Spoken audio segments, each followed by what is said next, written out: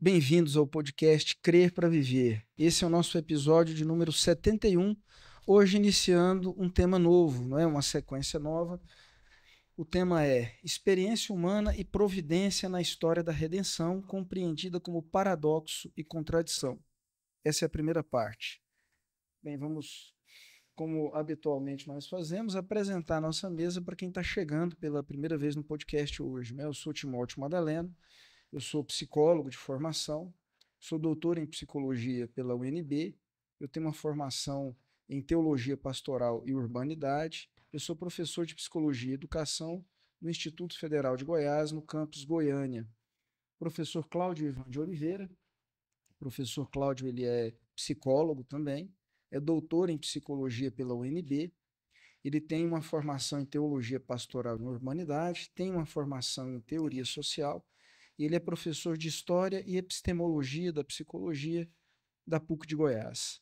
Professor Anderson Cleiton Pires. Professor Anderson, ele é filósofo, sociólogo e teólogo. Ele tem um doutorado em Sociologia pela Universidade Federal do Rio Grande do Sul. E ele tem um doutorado em Teologia, em Hermenêutica Bíblica, pela EST de São Leopoldo do Sul. Bem, então vamos lá, começando uma sequência nova, depois de uma longa sequência tratando sobre a monogamia, né? Vamos abrir um tema novo. Esse tema ele não está aqui por acaso. A gente só está tratando disso porque nós consideramos que esse tema ele é central para a fé cristã. Se a gente está num podcast cristão, né, e se a fé cristã é nosso ponto de partida e nosso ponto de chegada, como o professor Anderson falou algumas vezes, então temas que são fundamentais e que a gente entende que não estão devidamente compreendidos, pelo menos não têm sido tratados atualmente por quem se considera cristão ou deseja aperfeiçoar a consciência do que significa ser cristão, então esse é um tema que merece a nossa atenção. Então vamos lá, vamos começar. É sempre bom começar um tema novo, pelo menos eu fico bastante, muita expectativa, né? Uma expectativa bem aguçada para compreender coisas novas, né? Vamos lá. Vamos lá. Então, nós sempre começamos procurando algum interlocutor do tema, problema que nós estamos trazendo aqui, não é? Eu vou começar novamente com um interlocutor que nós temos sempre chamado aqui à nossa mesa, que é o Sigmund Freud, não é? Em 1927, ele publicou uma obra chamada O Futuro de uma Ilusão. Nessa obra ele tenta, é a psicanálise entrando e procurando entender os fenômenos da cultura, da religião, não é? E ele procura estabelecer uma hipótese sobre a gênese psicológica das crenças religiosas. Mas vale tocar um pouco o contexto em que ele faz isso, não é? Freud está ali em 1927, uma modernidade que já havia afirmado a ciência como a via para nos levar ao conhecimento certo, não é? A primeira modernidade pensa a ciência assim. Então, ao longo da modernidade, a religião começou a adquirir o status de um corpo dogmático da religião, o status de uma linguagem mítica, não é? Uma linguagem cujos conceitos não podem ser identificados na realidade empírica, enquanto que a ciência não, devido ao seu método, não é? Um conhecimento baseado na observação, ela nos daria a chance de olhar o que tem do outro lado do buraco da fechadura, não é? E chegar a um conhecimento da realidade tal qual ela é. Então, esse cenário é o cenário que Freud está escrevendo, não é? Ele se mostra um entusiasta do conhecimento científico e das possibilidades de uma tecnologia que a a ciência poderia trazer para resolver os mais diversos problemas humanos, não é? Produzir uma sociedade cada vez mais segura. Bem, mas este cenário, a partir desse cenário, Freud faz a pergunta se de fato a ciência se mostra um empreendimento que cada vez mais nos conduz a uma fragilização dos enunciados da fé, o que será que vai acontecer com a religião no futuro? Quanto mais a sociedade se tornar uma sociedade tecnocientífica, será que a religião vai sobreviver? Será que ela não vai sobreviver? Então ele faz essa pergunta aqui em 1927. Por isso o título é O Futuro de uma Ilusão, não é? Mas vamos entender como é que Freud desenvolve a tese dele aqui.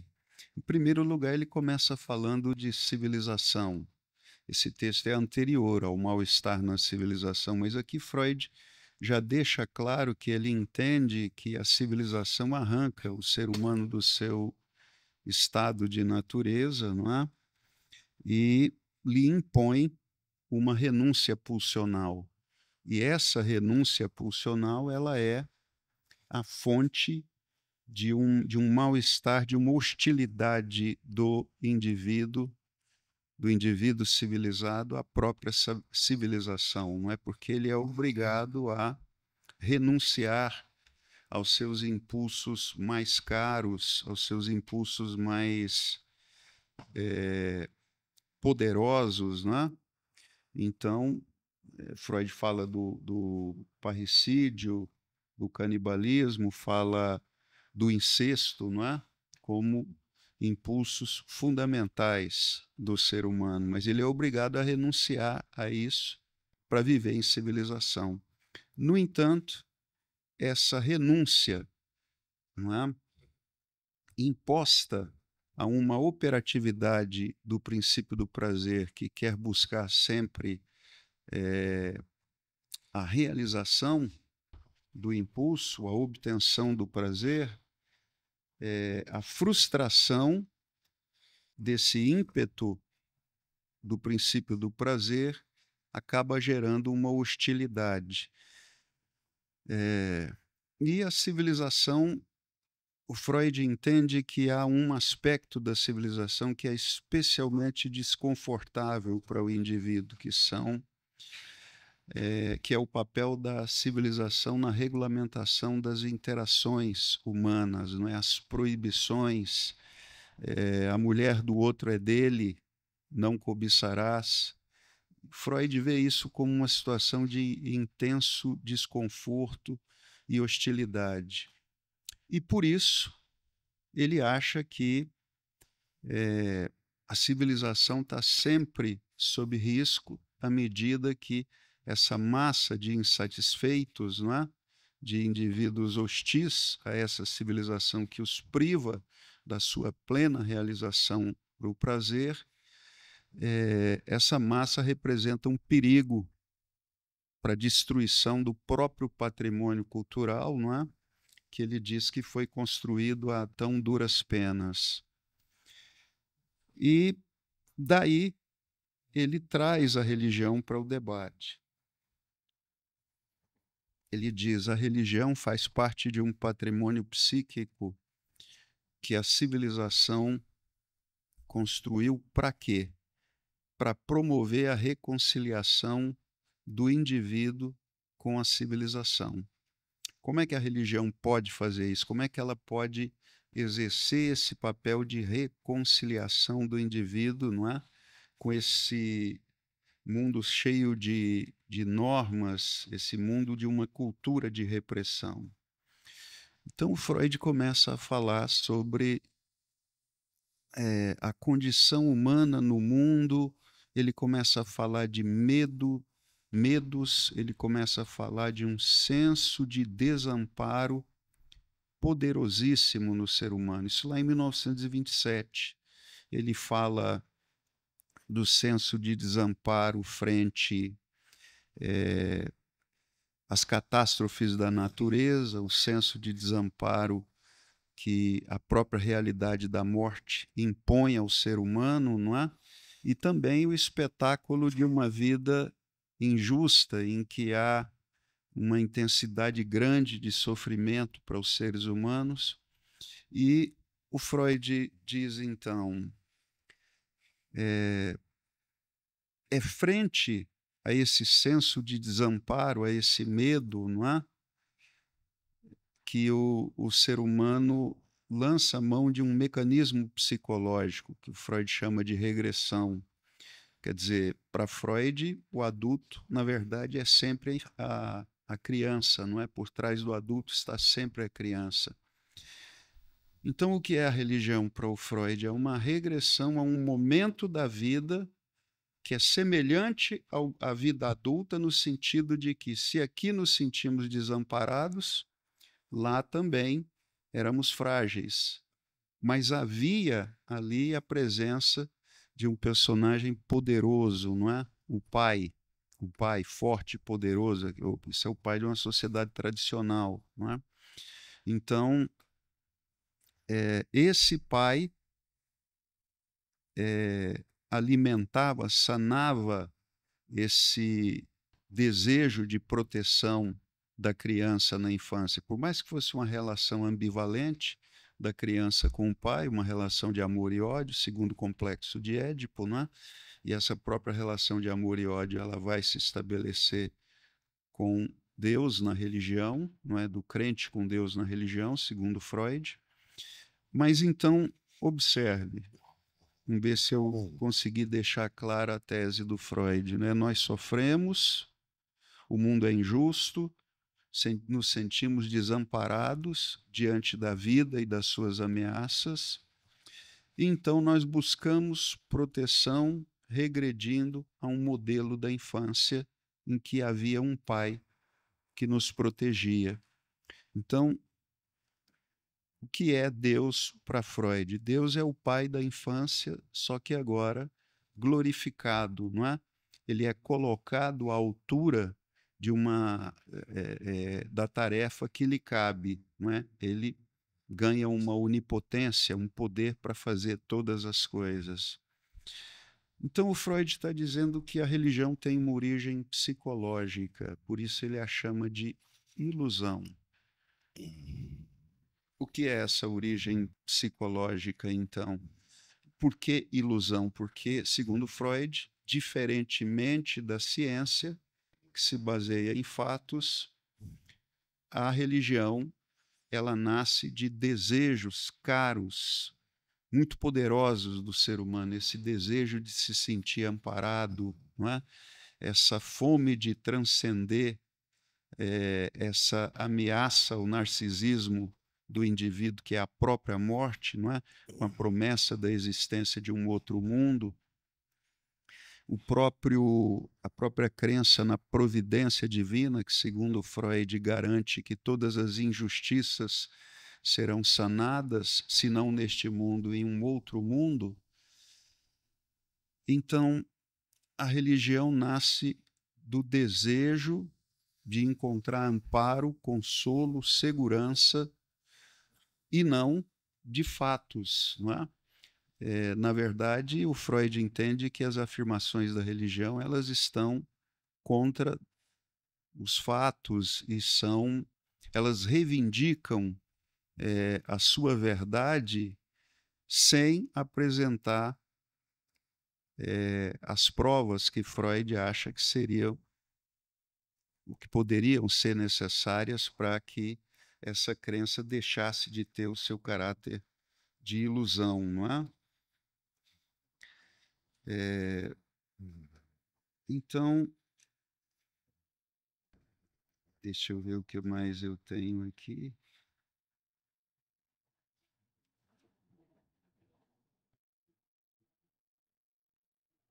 Depois você corta isso, tá, Timóteo?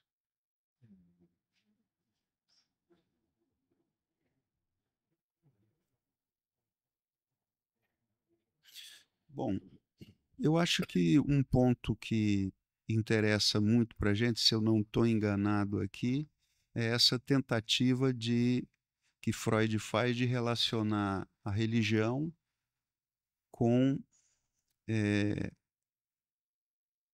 uma tentativa de encontrar um sentido para o sofrimento ou de mitigar as contradições que esse sofrimento impõe para a nossa vida, encontrar um sentido para uma coisa que parece absolutamente despropositada, não é? O sofrimento intenso e inevitável dos indivíduos. E o restante do texto, o Freud começa a projetar o que é que poderia acontecer no futuro da religião, se ela vai sobreviver ou não em uma sociedade tecnocientífica, não é? Freud acha que à medida que a tecnociência avançasse, provavelmente a religião seria menos necessária, o ser humano se tornaria mais racional e cada vez mais se estabeleceria uma crise de crença, de descredibilidade da religião no mundo, não é? Esse é um ponto no qual parece que, em grande parte, a profecia dele se cumpriu. Mas isso é suficiente, professor? Então, que, via de regra, é posta entre a psicologia e a religião, sobretudo a partir do legado deixado por Freud. Quer ajudar a responder? A relação entre religião e a existência de Deus, a fé, como sendo de natureza autoprojetiva, né? O Freud parece ter sido influenciado pelo Feuerbach, Ludwig Feuerbach, que compreendia, eu nunca esqueço de uma frase que eu acredito que foi do professor Cláudio, quando eu fui aluno dele numa disciplina que tratava disso, e ele disse assim, olha, o Feuerbach, quando você faz uma oração, você não está conversando com Deus pensado como uma existência objetiva, você está conversando consigo mesmo, né? Ou seja, Deus é uma projeção, como ele acabou de explicar, né, de desejos mais profundos, de necessidades, de anseios, não podem ser resolvidos, atendidos aqui, né? Então, Freud parece ter sido inspirado por isso, e a partir disso ele, na teoria dele, desenvolve essa concepção de Deus como uma projeção do Pai, né? Do Pai glorificado e tal. Na verdade, é um pensamento ateísta. Eu vejo como uma concepção de que você não pode esperar na providência, né, na ação providente de Deus. Então, nós estamos por nossa própria conta, né? Você, quando confia e espera na providência para fazer a correção das injustiças sofridas, da, no sentido de déficits que você carrega ao longo da sua história, você está sendo infantil, você está agindo como uma criança, da mesma maneira que a criança idealiza o próprio pai, né? A criança, quando ela é pequenininha, ela fala assim, meu pai é o mais forte de todos, né? O meu pai, ele é o mais bonito. Se você virar para uma criança e falar que o pai dela é fraco, é feio, ela vai dizer que não, né? Ela vai ficar contrariada.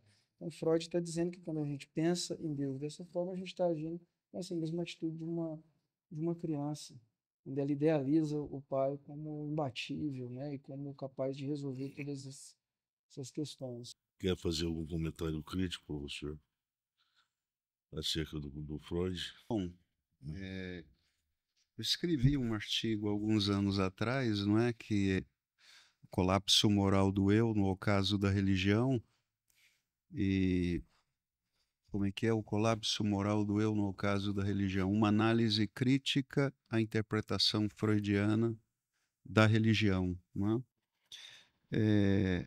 E ali um componente crítico que eu coloco no meu texto é que, dentre as chamadas profecias freudianas, não é? A profecia de que uma sociedade tecnocientífica seria uma sociedade caracterizada pela segurança e não pelo medo, não pela indeterminação, não é?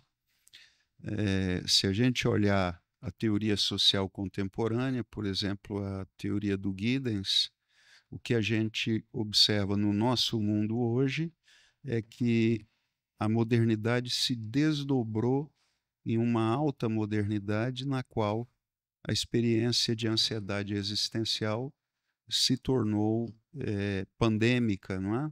Não pela ausência de tecnologia, nós a temos, mas pelo fato de que a própria multiplicação do conhecimento de especialistas, da relação do leigo com os especialistas, gerou uma relação de desconfiança. Então, os diferentes especialistas dos diferentes sistemas se contradizem e nos deixam em dúvidas, muito embora seja uma sociedade em que a presença da ciência, da tecnociência, está aí, não é? Para quem nos escuta agora nesse momento, é importante saber que nós estamos só na introdução de um tema. Uma introdução que vai demandar uma reflexão, às vezes uma reflexão um pouco filosófica, às vezes uma reflexão um pouco teológica, porque o tema, ele é um tema que exige uma reflexão mais consistente, né? Porque envolve o tema central da religião, que é a existência de Deus. Esse é o tema central. Eu me lembro daquele livro do ateu, porque eu não sou cristão, o Bertrand Russell, e no fundo ele não disse nada sobre o cristianismo. Ele diz o tempo todo algo sobre o ateísmo. Então, a mensagem deveria ser, olha, eu nego as principais afirmações do cristianismo. Eu nego que ele poderia até pegar o documento histórico, né, um concílio, uma síntese, um concílio, um texto de um concílio, oficial de um concílio, e refutar parte por parte. Mas ele faz uma crítica, eu diria, à fé cristã a partir de uma percepção ou a eleição de uma perspectiva metodológica.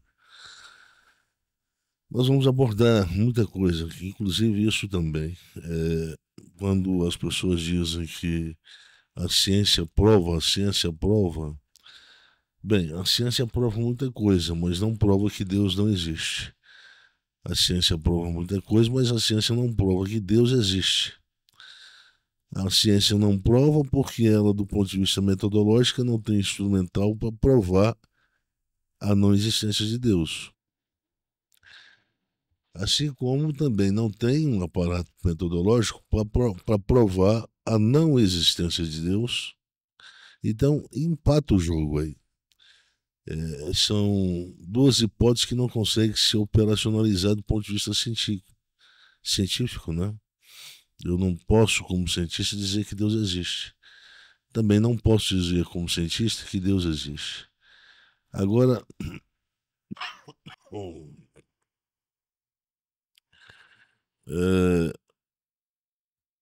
essa afirmação, inclusive, eu deixei separada aqui. Capítulo 13 de Hebreus, né?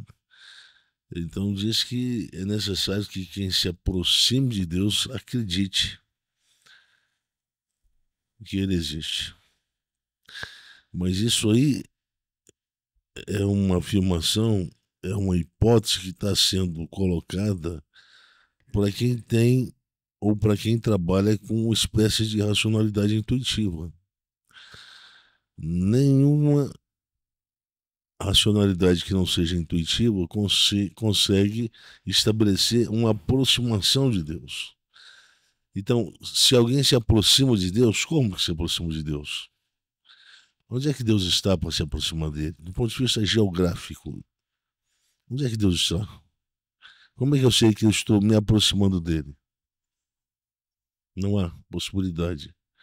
Do ponto de vista objetivo, qual é o indício de que ele objetivamente tem uma existência a ser percebida? Outro critério também, isso não tem como ser feito. Então é intuitivo. Schleiermacher, ele diz que a religião se define pela apreensão imediata desse objeto da fé, da existência de Deus. É apreensão imediata e, portanto, é intuitiva. E aqui eu penso que nós devemos ter clareza nisso para a gente não gastar tempo e saliva para tentar provar para quem diz ser ateu, diz que Deus não existe. Então, a gente gasta muito tempo tentando fazer um argumento bonito, etc, etc, etc, para a gente se aplaudir a si mesmo lá na frente e dizer como eu consegui argumentar certo e deixar o meu interlocutor calado. Na verdade, ninguém sai vencedor num debate sobre a existência de Deus. Veja bem que no Novo Testamento essa questão aparece. Deus, ele precisa ser, é preciso haver admissão da sua existência. Agora, nós temos um problema, né? Porque alguma coisa pode existir e nunca se revelar.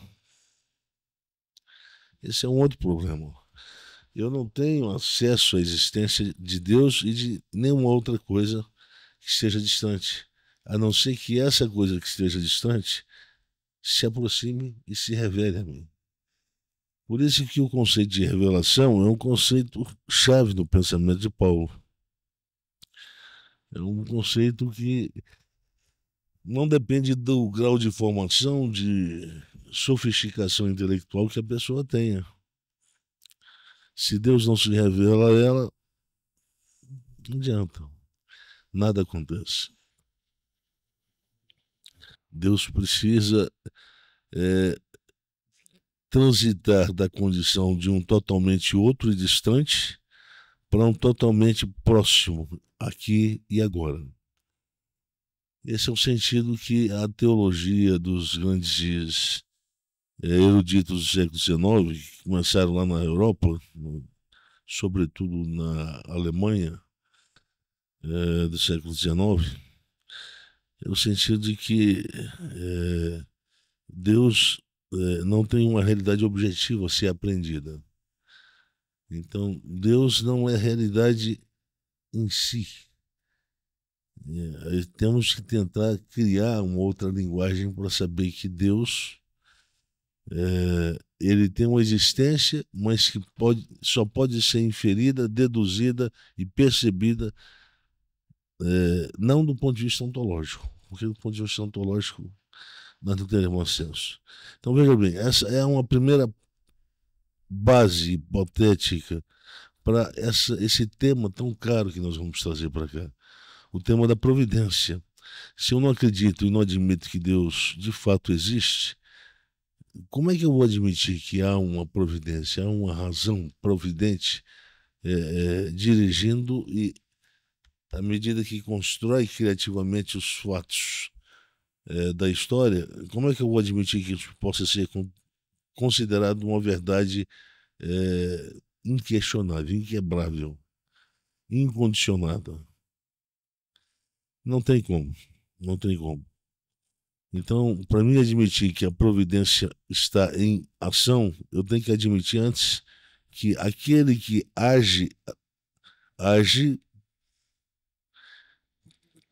para promover vida, para promover cura, para promover a dinâmica de transformação que não é característico do espaço que ele encontra, ou o espaço para o qual ele vai se encontrar à medida que ele se revela como Salvador. Então, em um certo sentido, eu vou relembrar o que o nosso amigo e colega Marquinho falou. As pessoas buscam muito heróis, né? Eu diria que, em um certo sentido, eu acho que os americanos mais, viu, Marcos? Eu acho que os brasileiros procuram um pouco heróis. Acho que os brasileiros, pela própria condição de país de terceiro mundo, procuram mais messias do que heróis, mais salvadores do que heróis, né? Então a gente é um espaço, é um lugar do globo em que muitos movimentos messiânicos deram certo. Inclusive essas novas configurações de igreja, né? Se reveste o seu líder como uma espécie de Messias, né? Ou de um Messias menor, um submessias, para aumentar o grau de confiança dos seus membros, de segurança dos seus membros. Chama de apóstolo ao invés de chamar de pastor, né? Eles querem revestir de invulnerabilidade aqueles que sobre eles exercem o poder e a liderança, né? Para eles terem mais segurança. Pois bem, então, veja bem, o tema providência requer um tema anterior. O tema anterior ao tema da providência é sobre a existência de Deus. Só que nós não podemos ficar gastando tempo para filosofar em torno desse tema.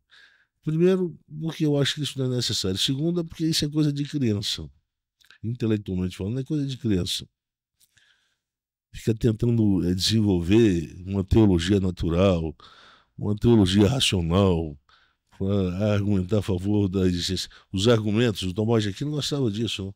Os argumentos a favor da existência de Deus, etc. Isso não é necessário. Isso não é necessário. Deus se revela para aquele que crê. Deus não se revela para aquele que não crê. Portanto, o que diferencia admitir a existência de Deus é a fé. É somente a fé. Basta-se ter fé que Deus se torna reconhecível e conhecível, né? Reconhecível porque eu vou associar a existência de Deus a uma realidade previamente determinada que apareceu em algum grau num fato e no momento da história, né? Então, daí eu tenho que correlacionar a existência, a realidade de Deus a esse fato que apareceu em um dado momento, que eu recorto da própria história. E aí eu vou tentar fundamentar minha fé a essa experiência vivida. Aí uma experiência de fé. Toda experiência de encontro um ser humano e Deus é uma experiência que só pode ser explicada e suportada a partir do componente que é a fé. O componente que é misterioso, o componente que é suprarracional. É suprarracional. A fé, ela existe. Eu não tenho como provar por que certas coisas eu acredito e outras coisas não. Então fica complicado. Quem chega perto e fala assim, mas você não acha que é muito infantil um cara com a sua formação acreditar em Bíblia, em Deus? Bem, eu acho que essa é uma pergunta que gera constrangimento para muitas pessoas. Eu conheço muita gente que se constrange quando alguém as confronta nesse sentido. Olha, você não acha que você estudou demais para acreditar em religião, não? Bem, o problema não é se eu sou, se eu estou e se eu tenho uma religião. O problema é que, sem uma fé, eu não consigo estabelecer uma relação de proximidade entre Deus e a sua realidade presentificada, objetivada na linguagem de um fato histórico definido. Sem a fé, eu não consigo estabelecer esse nexo. E sem essa conexão, eu não tenho como admitir, primeiro, a existência de Deus, que vai me faltar o elemento para pontuar, antes da existência de Deus, aquilo que me dá acesso a esse axioma, a existência de Deus, que é a realidade de Deus. O Novo Testamento, ele introduz o conceito de Basileia Tuteu. Então, esse reino, essa presença, essa realidade de Deus é chegado. É chegado objetivamente através de fatos que estão tornando-se objetivamente observados e constatados. Jesus diz, olha os cegos, eles estão sendo curados. Olha os coxos, até mortos estão sendo ressuscitados. São fatos. Já que eu não tenho possibilidade de ter uma relação direta, um acesso direto à existência de Deus, desenviesada pelo critério e o método da realidade, então eu não tenho como afirmar que Deus existe. Se eu não tenho acesso à realidade de Deus, eu não tenho... A realidade de Deus é o que me torna suscetível de acreditar na sua existência. E como é que a realidade de Deus se afirma? Através desse movimento objetivo, com a presença do reino fora de mim. E também através da afirmação de um reino que habita dentro de mim. Como é que isso é possível? À medida que os valores dessa realidade que eu chamo reino de Deus são objetivamente encarnados em linguagem de vida moral, em linguagem de fato moral. A minha forma de viver vai dizer se Deus existe ou se Deus não existe. Era isso que o Kant queria dizer. A sua crítica à razão pura também tem esse sentido. Existem limites para a razão pura.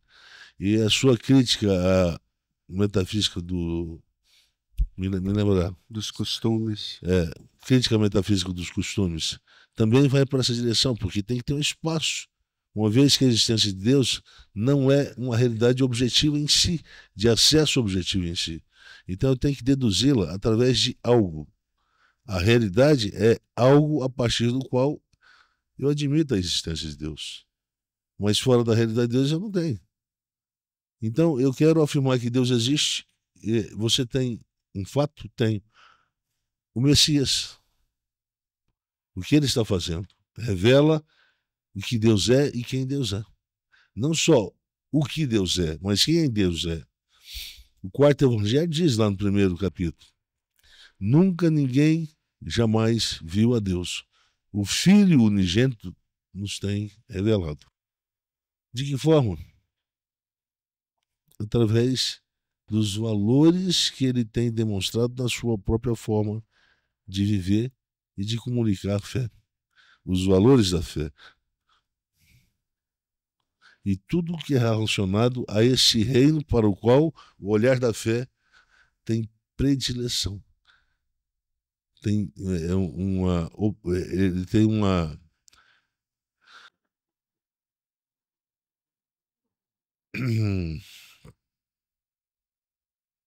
uma relação de dependência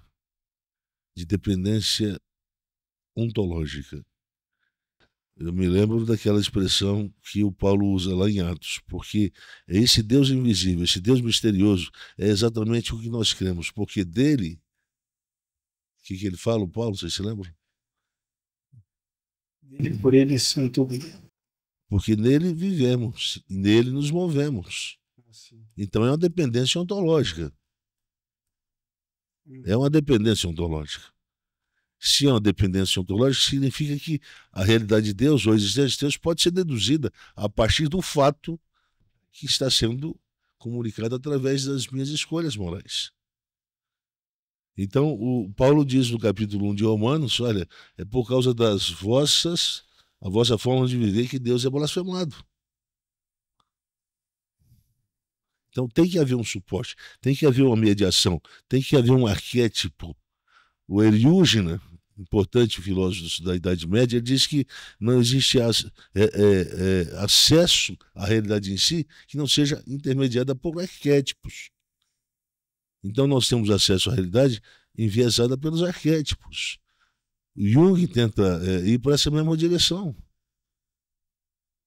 Nós não temos, a mãe não chega falando assim, olha para o filho, olha, eu sou sua mãe. Não. Ele tem noção do que é uma mãe. Pelo cuidado, pelo amor, pelo afeto que ela realiza em favor dele. Então ele cria, essa é minha mãe. Eu estou reconhecendo essa forma de me tratar, essa voz. Então existe sempre um meio para se ter acesso ao fim. O que são as estruturas da antropologia? São os meios de aproximação compreensiva da realidade, porque nós não temos acesso à realidade em si. Nós temos uma cadeia de processos que nos dão acesso compreensivo a ela, mas não temos acesso em si, a essa realidade em si. Então, eu estou fazendo essa introdução, essa propedêutica aqui, para quem está nos vendo tomar consciência de que nós somos privilegiados de ter a fé que Deus nos deu. Nós aqui, todos que estamos juntos. Porque, veja bem, eu estudei muito para ter fé. Eu estudei demais para ser um homem de fé. Eu não deveria ter fé. Pela lógica, eu não poderia ter fé. Então, eu tive fé porque antes de ler demais, eu orei demais. Eu busquei a Deus demais. Eu tive uma vida de mística, de procura mística, e, portanto, eu não fui enviesado pela interpretação de um teórico A, B ou C, buscar isso que é a base da religião, que é Deus, sua realidade. Mas eu fui desenviesado. Era eu no exercício de uma fé que é somente fé. Uma fé que era somente fé, que não era nada além do que uma fé. E que me motivava a acreditar que se eu me aproximasse de Deus, Ele iria se aproximar de mim. E se eu pedisse para Ele, eu quero te conhecer, Ele se daria a conhecer se eu fosse com a fé. Então, o autor de Hebreus, ele diz algo que conforta todo ser humano, toda pessoa humana que está à procura dele. Olha, quem procura Deus, quem está atrás, quer encontrar, então faça isso, mas faça pela fé. Então é necessário que se acredite que Deus exista, mas é necessário que antes, para se admitir a existência de Deus, é necessário compreender que essa admissão da existência de Deus se dá pela fé. Não é pela razão. Não é pelo racionalismo, né?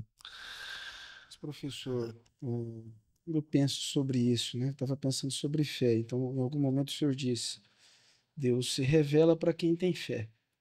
Ele não se revela para quem não tem fé. Eu fiquei pensando sobre se ter fé ou não ter fé, portanto, é uma escolha. A gente falou sobre liberdade lá atrás, né? A pessoa olha para essa realidade e ela pode fazer uso da liberdade para escolher ter fé, ou isso é um trabalho feito por ação divina? Eu vou ter que admitir que o argumento do Barth é um argumento que é um argumento que não tem como ser contestado. A diferença entre a religião e a fé cristã é que na religião o homem vai atrás de Deus. Ele faz uso da sua liberdade para encontrar Deus. E não encontra. A fé cristã não. Mostra que Deus vem atrás do homem. E Deus se revela ao homem. como foi com Moisés. E Moisés passou a conhecer a Deus a partir dessa revelação. Mas é uma relação objetiva. Eu não posso dizer que eu conheço a Deus sem nunca ter sido submetido a essa experiência, que é de natureza espiritual, pneumática. Então, nesse sentido, eu não tenho como fazer escolha. Eu não faço escolha por conhecer a Deus, por crer na existência de Deus. Porque primeiro ele tem que se revelar, para mim saber que ali se trata não de uma doença neuropsíquica. Se trata de algo, eu tenho consciência, eu estou sabendo onde é que eu estou lúcido, em estado de lucidez plena, sei do meu nome, sei onde estou, e etc, etc, etc. E sei disso aqui que está acontecendo agora. Que isso aqui não é uma experiência de natureza onírica. É uma experiência real. Eu estou sabendo o que está acontecendo. Não é um delírio, né? Não é o delírio. Então, veja bem. Isso é importante. Você quer falar, professor? Quer falar algo? Eu estou lembrando do início do nosso podcast, do nosso trabalho aqui no podcast, né?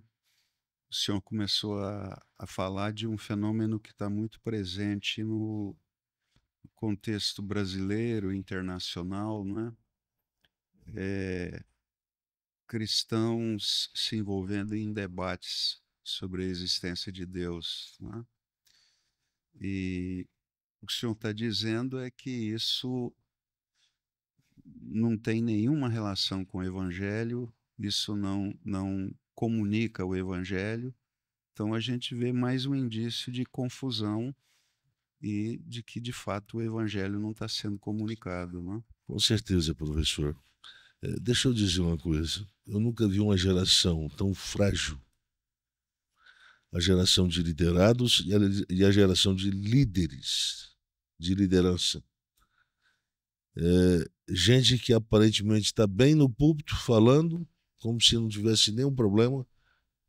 Tempo depois se ouve que essa pessoa que pregava com um grau de segurança tão extraordinário no púlpito está na cama com depressão. Depressão forte. Mas lá no púlpito, naquele dia que eu vi, o cara estava tão seguro do que falava. De repente, aparece como uma pessoa frágil, vulnerável, com medo de tudo, com medo da própria fé que tem. Então, no Brasil tem gente assim. Tem gente que está tentando burlar essa contradição, essa ruptura, esse descontinuismo entre acreditar na existência de Deus e viver a experiência de vida com Deus a partir dessa base, dessa premissa. Ela prescinde a minha tentativa de criar argumentos sofisticados, como fizeram os medievais, como fez o próprio Tomás de Aquino. Um esforço imenso para provar que Deus existe. Até parece que quem consegue provar que Deus existe do ponto de vista intelectual é mais inteligente do que os outros. Tem um QI mais hipertrofiado. Tem que ser indicado ao prêmio Nobel. A existência de Deus não está aí para a gente debater algo, fazer debates em torno dela. Não adianta nada. Se debate em torno da existência de Deus ou dessa premissa, mas isso não é suficiente para produzir mudança. O Novo Testamento está falando, olha, o que tem que haver em vocês é vontade de mudar, é vontade de ser transformado. Porque se vocês não se transformarem em alguma coisa diferente do que vocês são, o reino de Deus não pode se manifestar através da vida. A vida é o meio, o intermediário, é o arquétipo, é o meio de acesso à existência de Deus. Então, se vocês querem conhecer a luz de Deus, vocês vão ter que conhecer a luz dos discípulos. Vós sois a luz do mundo. E aí a gente vai percebendo que a mensagem, o evangelho, pregar o evangelho, não é debater sobre a existência de Deus. Isso é ridículo. Quando eu vejo esse povo de blog, etc., falando isso, eu falo, eu tenho vergonha disso. Fazer comentário expositivo da Bíblia, pregando o evangelho. Não, isso não é pregar o evangelho. O evangelho é o poder de Deus para a salvação de todo aquele que crê. Mas Paulo ali está falando o evangelho. Quando fala o evangelho do reino, se fala de uma mensagem que positiva a esperança num espaço ontológico em que o que se mais faz é negar a própria esperança. Negação da própria fé. Veja bem, se Deus não existe, o que se pode esperar do presente em relação ao futuro? Não tem muito o que esperar. Então, a realidade destituída de esperança é uma realidade onde não se permite que a fé transcenda, produza, provoque a transcendência do olhar humano em direção a um depois do agora, a um futuro depois do presente, a um lugar que vai para além do que os olhos estão vendo e que os ouvidos estão ouvindo. O que olhos não viram, o que os ouvidos não viram, que nem jamais penetrou no coração humano, é o que Deus planejou. Então, essa é a natureza transcendente da própria fé. A esperança é isso, é a natureza transcendente da fé. Quando a fé, ela perde o medo do presente, ou melhor, perde o medo do futuro. Portanto, ela se torna um bloqueio ontológico contra toda forma de ansiedade. Toda forma de ansiedade.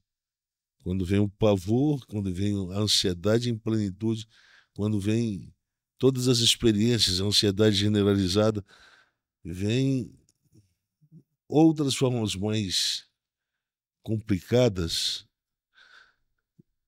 e você segura. Se você segura na fé como se ela fosse a única coisa que você tinha para agarrar. E nada mais. Como se fosse uma corda. Vai passar um tsunami. E você acredita que você vai sobreviver ao tsunami segurando aquela cordinha. E é isso que acontece. Não é a grossura da corda e nem o tamanho da tsunami. É o fato de que a corda representou a esperança de uma fé que transcendeu o momento, o tempo presente.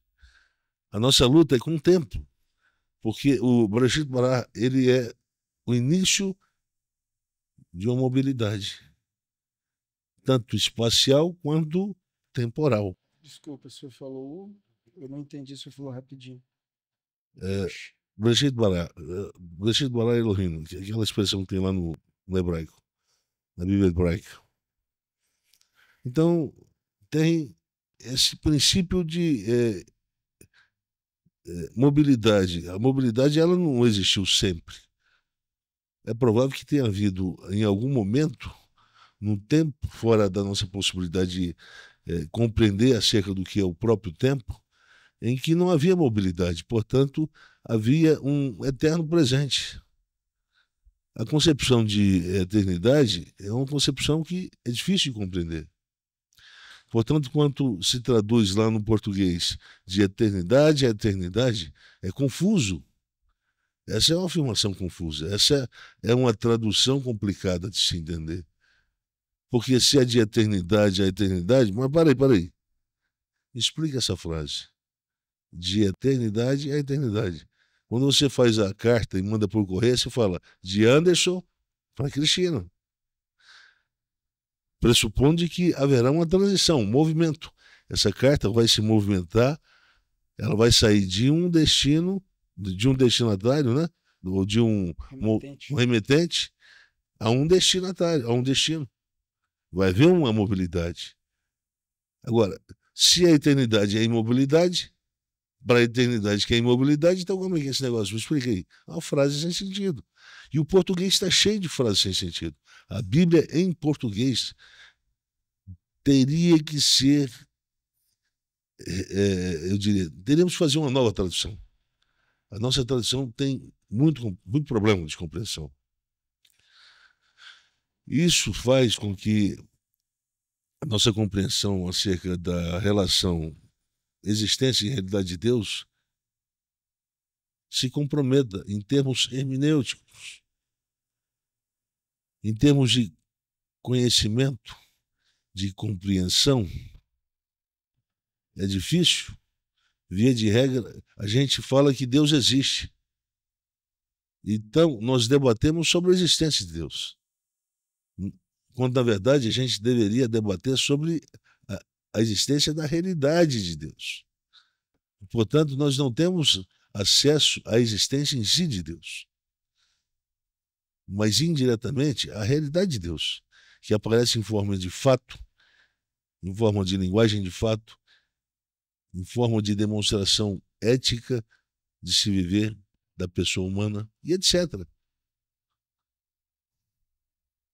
Daí a expressão, vós sois luz.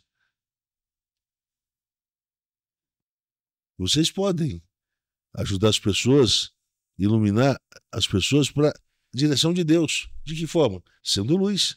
Então tem a ver com a forma como eu vivo. Percebe? Essa é a introdução. A introdução só para a gente entender. Para quem está nos acompanhando, vai perceber que o tema vai ficar complicado à medida que a gente avançar, porque a gente vai ter que pensar também nesse tema que vai ser longo, variáveis como providência e soberania de Deus. E o que isso aí tem a ver com liberdade? Como é que a liberdade sobrevive a essas variáveis? Soberania e providência. O que é providência? É criatividade diretiva. Sugere um pouquinho a definição do Hegel, de movimento, de telos. Sugere. Criatividade. O que é a síntese?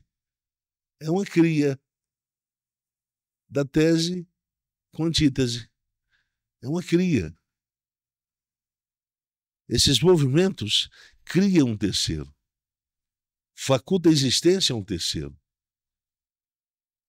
Portanto, é diretivo. Por quê? Porque a cria não acontece no caos, mas do ponto de vista da ordem. Por isso, ela não se descola nem da tese e nem da antítese. Ela não se descola da premissa da tese nem da premissa da antítese, porque ela precisa se conservar de forma organizada, de forma bem fundamentada na síntese. Então, criatividade diretiva, essa é a definição que eu tirei. Isso ajuda, porque quem lê lá não sabe que o Hegel está por trás. Se é criatividade diretiva, portanto, é uma criatividade diretiva que não tem, a princípio, nos falta a capacidade hermenêutica de compreender a sua própria lógica, do ponto de vista de movimento de construção. Por quê? Porque o movimento é irregular. O movimento da providência é irregular. Esse foi sempre o problema. Por ser um movimento irregular, o Freud entende que a religião é usada como uma forma de proteção, de guarda-chuva. Não. Nós temos necessidade de proteção porque existe uma realidade que é facilmente constatada na presença da pessoa humana. Ela é alienante, é um ser alienante, é um ser para alienação. Então, é um ser para alienação, é um ser que sempre está em condição de déficit. Então, ele sempre está precisando de um amparo. Porque o medo é um sinal vermelho que o senso de desamparo dá quando o déficit aparece, quando falta o instrumento correto para corrigir uma falha de um momento, de uma circunstância vivida. E aí a gente pergunta, por que Deus deixou eu viver isso? Lembra na novela? Você vai saber porque a gente comentou. A novela lá dos 10 Mandamentos, você assistiu ela, né? Bem lá no iniciozinho, a mãe foi dar luz do Moisés lá na caverna, perto do rio Nilo, né? Uhum. E aí ela está com medo, porque havia um decreto por parte do faraó para matar todas as crianças abaixo de determinada idade, né? 2 anos. Os meninos, né? Sim. E aí, quando ela dá o parto, a amiga que está ajudando ela no parto chega e mostra que ela deu parto a uma criança macho. Ela começa a chorar. Ela começa a chorar, mas é um choro de desespero, é um choro de pavor, é um choro de quem não está aceitando o que ela está vendo. É um choro de negação, é um choro de xingamento, é um choro de revolta.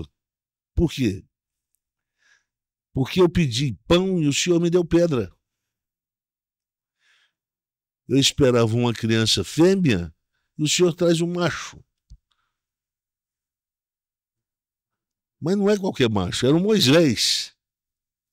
Mas ela não sabia. Ela não havia sido informada. Como Maria. Maria foi informada. Esse que está no teu ventre, ele será o salvador do povo. Ela sabia que se tratava de um Messias, desde o ventre da mãe, desde o seu ventre. A mãe de Moisés, não, ela não sabia. Ela não tinha informação. Olha, que você está trazendo aí no seu ventre é o libertador. Nada mais, nada menos do que o libertador do povo hebreu. Sabe que o povo hebreu, essa expressão hebraico, significa passagem, né? Passagem de um lado para o outro. Não define uma raça, uma etnia, mas uma condição. Uma condição é uma forma de vida, uma condição de vida. Então, eles já nasceram para transitar de um lugar para o outro. E eles fizeram isso. Quando Moisés assume a sua vocação e missão de libertador, eles transitam do Egito para Canaã. Olha, deixa eu dizer uma coisa. Compreender esse movimento irregular da história é um desafio que não dá para ser realizado sem fé.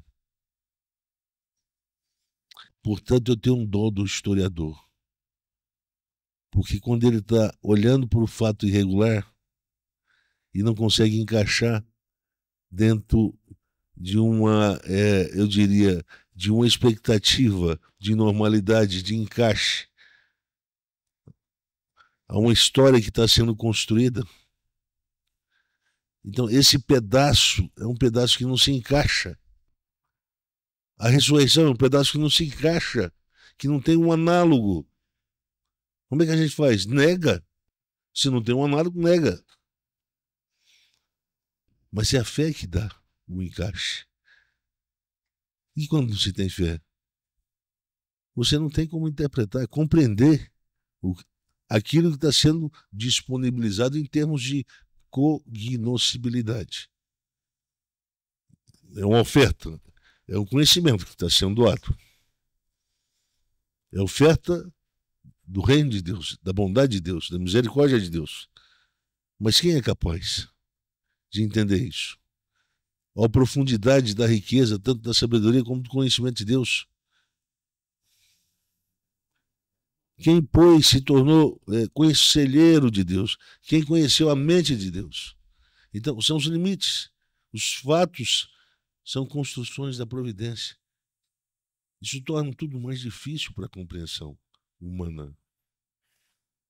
Então, aí o Moisés nasce e a gente fala assim, regaçou tudo. Acabou. Eu lembro daquela expressão do acabou.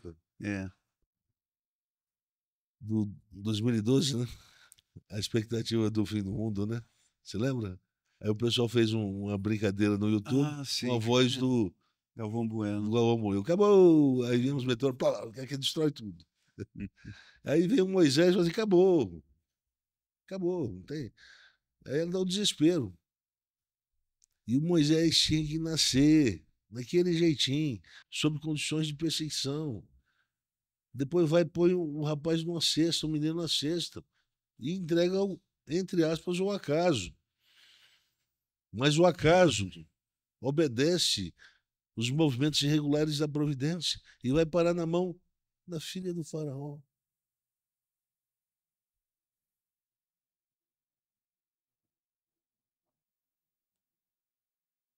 Todas as coisas, em todas as coisas, Deus trabalha.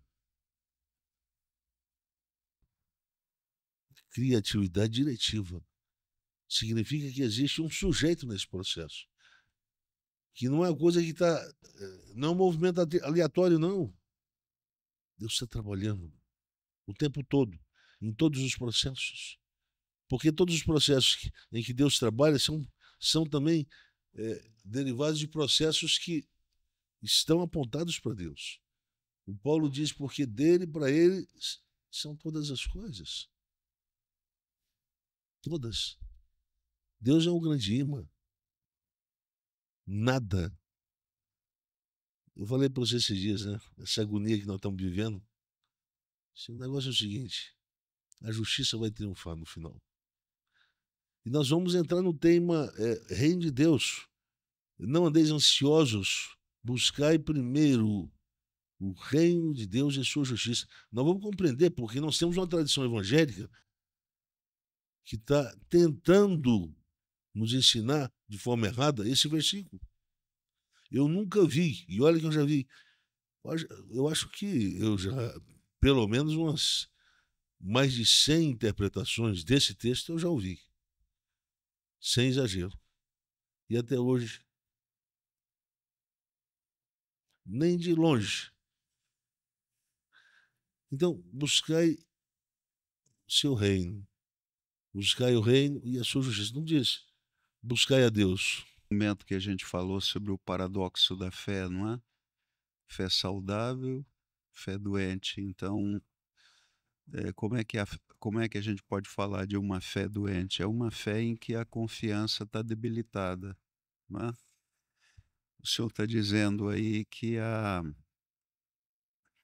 é uma fé saudável, uma fé na qual a confiança ela se afirma diante de eventos que se apresentam como enigmáticos para nós, como, por exemplo, o nascimento do menino, do macho Moisés. Não era para ser macho, macho vai morrer. Então, esse é um evento que nega a boa expectativa da mãe. Mas a fé, a confiança nesse movimento diretivo da providência, ela se torna saudável à medida que a interrogação não é colocada no processo. É isso aí, professor. O movimento da história para o Hegel é um movimento irregular. Uhum. É o tético e o antitético. É um movimento irregular. E o movimento irregular, ele produz senso de em definição seco do que o presente. Ele está movimentando, ele está caminhando. Mas qual é o destino de uma coisa que caminha irregular? Não sabemos. Tem que haver uma linearidade, tem que haver uma teleologia, tem que haver uma noção de escatologia da história, para saber que o movimento ele não vai quebrar com o tempo, porque ele é irregular. A questão que importa não é o que acontece de positivo e de negativo imediatamente, mas a trama de construção da providência que vai levar a um desfecho. É isso aí, professor. É essa trama. Essa trama que nos faz sofrer, gemer. Uhum. Diz o apóstolo Paulo que a criação geme com a gente. Mas ele geme por quê? Pela redenção. Por que vocês querem tanta redenção? Porque a gente está sofrendo nesse mundo. Estou certo que os sofrimentos do tempo presente não são como ser comparados com os futuros. Uhum. Nós estamos sofrendo aqui. E a criação está gemendo com a gente. É um movimento em que a experiência com esse sofrimento se torna uma experiência que unifica toda a criação. Então,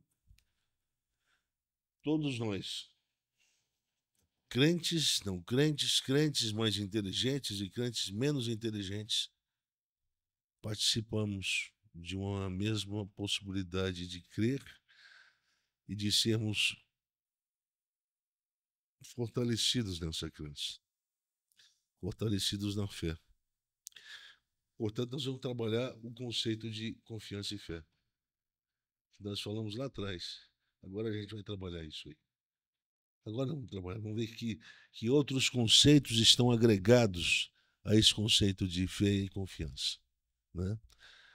Dito isso, e com o apuro do nosso chefe, o Timóteo, que está com a mão tremendo,